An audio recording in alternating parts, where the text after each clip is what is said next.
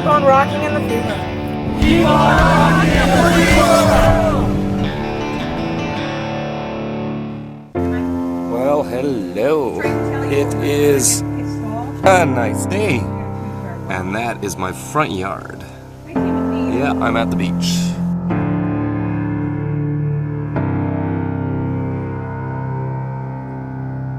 Walking down these dirty streets takes me back to memories of you and me. Waking up at the beach and checking your emails in the morning and seeing that Google just gave you a paycheck, it's sweet. Free young, we held the right to explore and rebel, playing. Oh, I got a neighbor right there too. Oh, look what I just picked myself up. Oh, some good old beach grub. Burger and fries. I don't feel like fish and chips today, so yeah. Nice view, huh? So, I'm gonna mow down on this, and then we're gonna talk about van life etiquette in the urban setting, alright? In other news, oh my god, what is going on? Ottawa, you suck. Ottawa gets shelled. So, why don't I get in trouble for being a van dweller? Why do I not have videos on my channel getting harassed by police? Why am I not always complaining and bitching about the man? Well, I'll tell you something. It was not always like this. As all my long-term viewers know, I have been doing this on and off since the day I turned 16. Actually, before I turned 16. I took my driver's license test in a 26-foot Class A Winnebago. That's how I got my regular Class 5 driver's license. I have been doing this since then. With a couple of times where I was out of an RV and living in an apartment or living with girlfriends, things like that. But for the most part, I've been doing this. And I remember 15 years ago, a lot of people living this lifestyle who were getting upset at being harassed all the time and getting notices on their windshield. They'd always say, just a negative attitude they'd have. Oh, Justin, we're not going to be able to do this in 5 or 10 years from now. Oh, no. They won't even let us drive these around at that point. But you know what? In my perception, it's better now than it was then. And I think it all comes down to your personal views, your perception, the way you project yourself. It comes right back the same way. Now, back in those days, I did get the knocks on my door. I had police once in a while, you know, telling me to move on, and I'd get notices on my windshield and things like that. And I became very defiant, and I became very against the man, and very, oh my God, I have a right to do this if I want to do it. And you know what? It just spiraled from there and made things worse and worse and worse. Until I stepped back and realized it's because of me. It's not because of the man. It's not because of the police. It's not because the city has bylaws against living in your van, which almost all major cities have. It has nothing to do with that. It has to do with the way I present myself, project myself, and the attitude that I'm putting out there towards the world around me and people around me. And I was getting it right back. And it's a vicious cycle. Eventually you realize what to do, what not to do. And it all becomes so easy. A lot of you in other cities, in both this country and down south in the USA, have said, oh, no, what you do in Vancouver, you couldn't do down here, or you couldn't do in this city or that city, or whatever it is. But that's such a load of bullshit, okay? There are no shortage of van dwellers right here in Vancouver that are constantly getting harassed and chased around and getting tickets, you name it, okay? This city is not very parking friendly. We have length bylaws, 6.4 meters to park on city streets, up to 3 hours maximum. That's 21 feet, okay? That's why you don't want a longer RV, or they'll go after you for that. Now, that doesn't mean you can't get away with a 23-footer.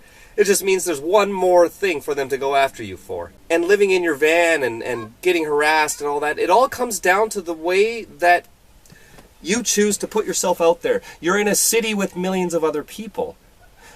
You need to be respectful of that, okay? I have not had a knock on my door or notice or anything like that in, over a decade now. And I do this all the time, all over Vancouver. Down here at the beach. I'm not supposed to be here right now. But you know what? Last night some kids came down here, parked right in front of my van and some other guy in his van, and they decided to have a bonfire here on the beach. Now, you know, yes, a couple decades ago you could get away with that, but nowadays if you light a lighter on the beach, they'll have police helicopters above you in 10 minutes. I mean, it's just like any other major city. Once it gets bigger and bigger, that sort of stuff you can't do anymore, all right? They came down, had their bonfire, made a crap load of noise. They started being idiots, like pushing over the garbage cans outside. Once they left, what did I do?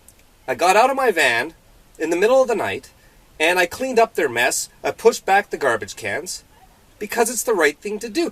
Think about it for a second. If people drive by in the morning, or the park rangers come by, or the police come by, just residents here, there's multi-million-dollar houses all along the stretch here.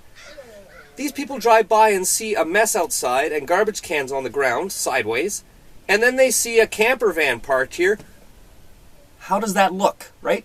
I did my part, I cleaned it up, and you know what, there are people out there and police out there that understand that too, so they are kind of like the fact we're free security in a way, but they can't condone us staying down here because we're not supposed to be here. The parking lot's technically closed at night, so I will not be here 2 nights in a row. That is one of the big golden rules here. Everyone that I ever meet that complains about being harassed all the time, the first thing I ask them is, how long did you park there? Oh, a few weeks. Oh, a month. Oh, but I have a right to. It's my street too. That's your problem. Move around every day. Every day. You have a steering wheel in your house.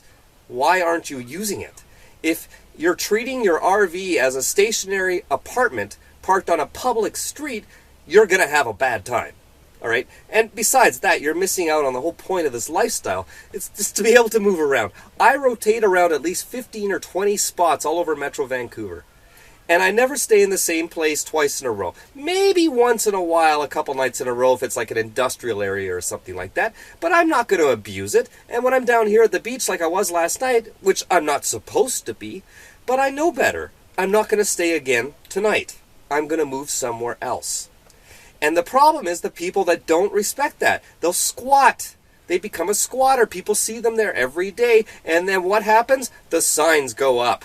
The enforcement kicks in. And then those people start getting mad at the man.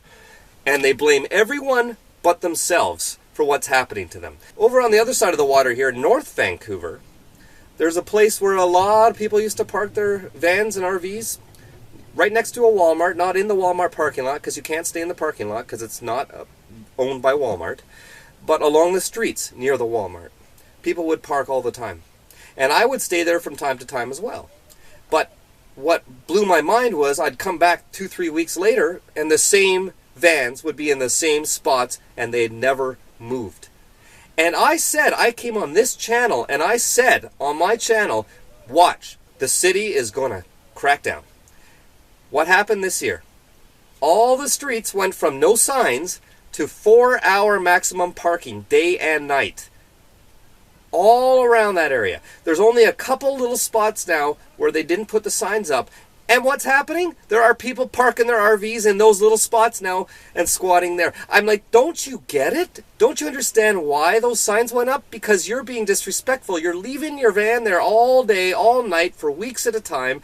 You're riding your bike to work or whatever it is and coming back every day. You know what? If you can't afford to drive your van every day after saving over $1,000 a month in rent, I think there's some other problems you need to look at. I don't think this lifestyle is for you. I am not ragging on the homeless types, the types that have no other choice. I'm talking about people like me, the working class, who choose this as a lifestyle. And yes, there are 6-figure luxury RVs parked over there that don't move.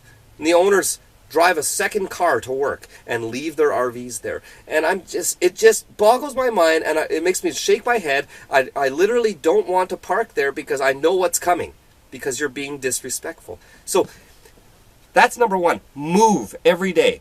The other thing is appearances. There are people that haven't washed their RV in what looks like a decade. I wash this at least once a month. sometimes much more than that. When you're attracting good attention because you have a nice, good-looking vehicle, people don't mind. If you've got green stuff growing all over the side of your RV, or you've got rust all over it, or it's held together with duct tape, and you just rolled on paint and it looks like crap, and you're going to park it on a public street, you're just asking for it. And that just makes it harder for everyone else, because people start lodging complaints with the city and the police. Make sure your vehicle looks nice. Make sure you move it every day, and be respectful of where you're parking. Don't park in front of people's houses. Like I said, there are multi-million-dollar houses all along the stretch right behind me. We're talking $20, $30, and $40 million mansions in some cases along here. Do you think I'm going to go park in front of their house? Open my door? Put my feet up? Have a barbecue? Come on, guys. And even if I did do that, do you think I'd do it for very long? No. I'd be gone within a day. I would not stay there. I can even paint on the side of my van in giant letters, "I live in this." And I guarantee you, I won't have any problems, because I'm respectful. I move and I keep it looking nice. That's the best advice I could give you all. Keep on rocking in the free world, everyone. Justin, now it's your turn, buddy. Click that subscribe button below and make Vanlife great again. Also available on Facebook and Instagram at Just Incredible TV. Get your stickers now at rv.life. Cat not included.